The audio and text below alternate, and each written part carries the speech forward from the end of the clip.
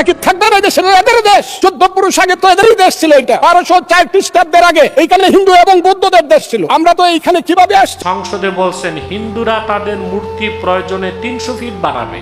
ওই পাগলা বলছে, সংসদের পাগলাটা, বাংলাদেশ 14 পুরুষ আগে হিন্দু বৌদ্ধদেরই ছিল, আমরা এসেছি কয়দিন ধরে। ফজা পাগলা, তুমি নাম তো বলে ফেলছি, সরি। একজন বয়োবৃদ্ধ এমপি সংসদে বলছেন হিন্দুরা তাদের মূর্তি প্রয়োজনে 300 ফিট বাড়াবে। আমাদের মসজিদ 25 তলা বানাবো, তাদের পূজা তারা করবে, আমাদের নামাজ আমরা পড়বো। এখানে আন্দোলন মারামারি কেন করতে হবে? কেন বলতে হবে মালাউনরা দেশ ছেড়ে চলে যাও?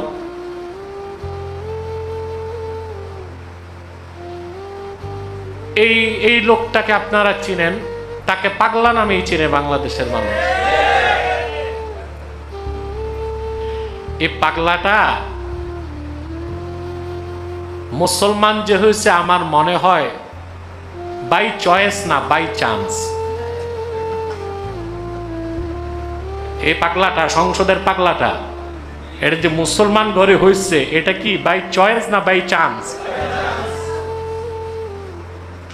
ও যে মুসলিম এতে তার আনন্দ নাই, ওর বরং দুঃখ। ওর দাদা পরদাদা হিন্দু ছিল, ও হিন্দুই তো, এজন্য সে মুসলিম বাই চয়েস না বাই চান্স। এই জন্য তার তো মনে পড়ে ওই সব, ওর দাদা পরদাদা সব ছিল সেন, চ্যাটার্জি, ব্যানার্জি। দাদা পরদাদা মুসলমান হওয়াতে সে মুসলমান হয়েছে, তো এটা বাই চান্স না? এই জন্যই সে হিন্দুদের এত প্রীতি করে।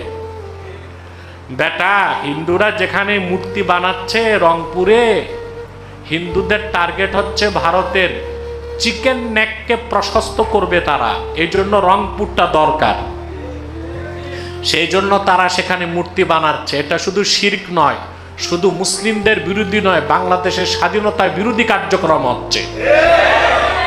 আমি তো বলবো সরকারকেও পদক্ষেপ নেন, মূর্তিকে বুলডোজার দিয়ে ভেঙ্গে মাটির সাথে মিশায় দেন বাংলাদেশের স্বাধীনতাকে রক্ষা করার জন্য। এটা স্বাধীনতার প্রশ্ন, এটা ধর্মীয় স্বাধীনতা না। এত বড় মূর্তি বানাবে ভারত যাক। হিন্দুদের অধিকার রক্ষা করতে যে মুসলমানের অধিকারকে তো খর্ব করা যাবে না। মুসলমান তো মূর্তিকে নাপাক মনে করে, দেখাটাকেও অপছন্দ করে, তো 300 ফুট মূর্তি বানাবে কেন? আর তোমার যদি বাংলাদেশ ভালো না লাগে পাগলা, তুমি হয় পাবনা যাও নয় দিল্লি যাও। ওই পাগলা বলছে, সংসদের পাগলাটা,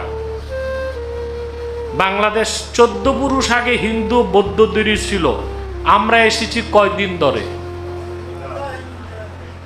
এই পাগলা কিচ্ছু জানে না, না ইতিহাস পড়ছে, অতি ইতিহাস বুঝে না। ও চিনে পাতিহাস, ও চিনে পাতিহাস, ইতিহাস পড়ে নাই তো, ইতিহাস চিনা। ওরে বলবি ইতিহাস জানো, বলবে পাতিহাস খাইছি। আরে হিন্দুরা কয় হাজার বছর আগে আসছে উপমহাদেশে। হিন্দুরা আর্য না অনার্য এটা জানে কিনা সে জিজ্ঞেস করেন, কথা বলেন। আর্যদের আগে অনার্যরা ছিল না? তো এই ভূখণ্ড হিন্দু ধরো না বৌদ্ধ ধরো না, অনার্যদের, কথা বলেন। হিন্দু কারা? সিন্ধু নদী পার হয়ে যারা এপারে আসছে এরা হিন্দু। তো হিন্দুরা সিন্ধু নদী পার হয়ে আসার আগে এখানে কি আদিবাসী ছিল না? হ্যাঁ, ছিল কি না? তাহলে এটা তো হিন্দুদেরও না বৌদ্ধদেরও না। যদি অনার্যদের থেকে আর্য হিন্দুরা ভূখণ্ডের মালিকানা পায়, পরবর্তীতে তো হিন্দুদের অত্যাচার নিপীড়ন থেকে উপমহাদেশকে মুক্ত করতে মোহাম্মদ বিন কাসিম রহমতুল্লাহ ইসলামের ঝান্ডা নিয়ে বর্তমান দেবুল বন্দর, যার নাম করাচি, সেখান থেকে সোমনাথ হয়ে ভারতে প্রবেশ করছেন। হিন্দুদের অত্যাচার থেকে দলিত হিন্দুদের রক্ষা করছেন, মানবতাকে সমুন্নত করেছেন। তারপর শত শত বছর মুসলমান শাসন করেছে, ঠিক না? বাংলাদেশে ইসলাম আসছে বখতিয়ার খলজির মাধ্যমে, তা 1000 বছর প্রায় হয়ে যায়, ঠিক কিনা? অতএব শুধু বাংলাদেশ আর পাকিস্তান না, গোটা সাবকন্টিনেন্ট হিন্দুস্তানের বৈধ মালিকানা মুসলমানের। ফজা পাগলা, তুমি নাম তো বলে ফেলছি, সরি, তুমি ইতিহাস ভালো করে পড়ো আর এই হিন্দু প্রীতি বাদ দাও, নতুবা জনগণ একবার খেপে গেলে গণধোলাই থেকে বাঁচতে পারবা না।